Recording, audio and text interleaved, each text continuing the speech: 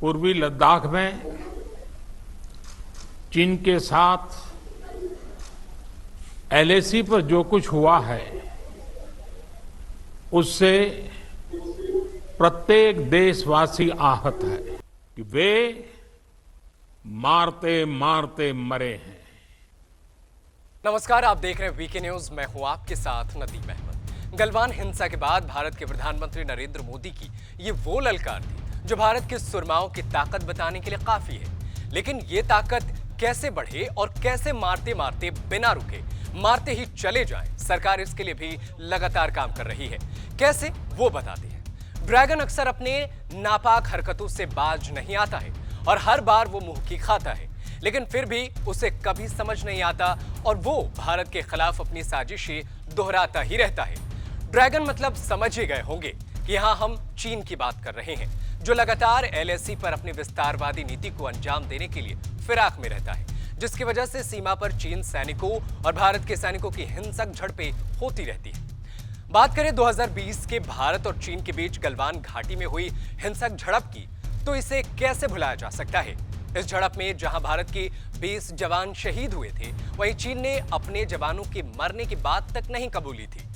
जैसे तैसे दुनिया भर के दबाव में आने के बाद उसने कम से कम ये तो माना कि उसे 4 जवान मारे गए, जबकि सच तो ये था कि इस हिंसा में चीन के 38 जवान मारे गए थे। चीन की इन्हीं नापाक हरकतों को देखते हुए भारत ने अब चीन को सबक सिखाने के लिए नए पैतरे अपनाने का फैसला लिया है, जिससे अगर सीमा पर फिर से गलवान जैसी स्थिति पैदा हो तो हमारा एक एक सोल्जर 8-8 सैनिकों के बराबर हो। कैसे, वो आपको बताते हैं। दरअसल इसके लिए भारत ने इजराइल की मदद लेने का फैसला किया है। इसे समझने के लिए इजराइल की ताकत को समझना बेहद जरूरी है। इजराइल मुस्लिम देशों के बीच घिरा हुआ एक अकेला ऐसा यहूदियों का देश है जो अपनी टेक्नोलॉजी और कमांडोज की मदद से अपने दुश्मनों का नाक में दम करके रखता है।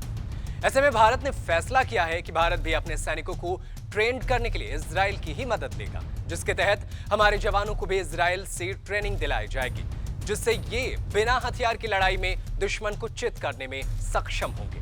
इसके लिए भारत तिब्बत सीमा पुलिस ने जवानों की ट्रेनिंग नए मॉड्यूल में शुरुआत भी कर दी है। नए मॉड्यूल की ये ट्रेनिंग आईटीबीपी के कॉम्बैट और नॉन कॉम्बैट दोनों की तरह के जवानों को दी जा रही है। इसमें 20 नई तकनीक जोड़ी गई है। जवानों को जूडो कराटे के अलावा इजरायली मार्शल आर्ट और जापानी आइकिडो सिखाई जा रही है और क्राव मागा में मुक्केबाजी और कुश्ती के हुनर भी सिखाए जा रहे हैं। और इस ट्रेनिंग के तहत आईटीबीपी में पंचकुला के पास अपने करीबन 15 से 20 हजार जवानों को नए मॉड्यूल में तैयार भी कर दिया गया है।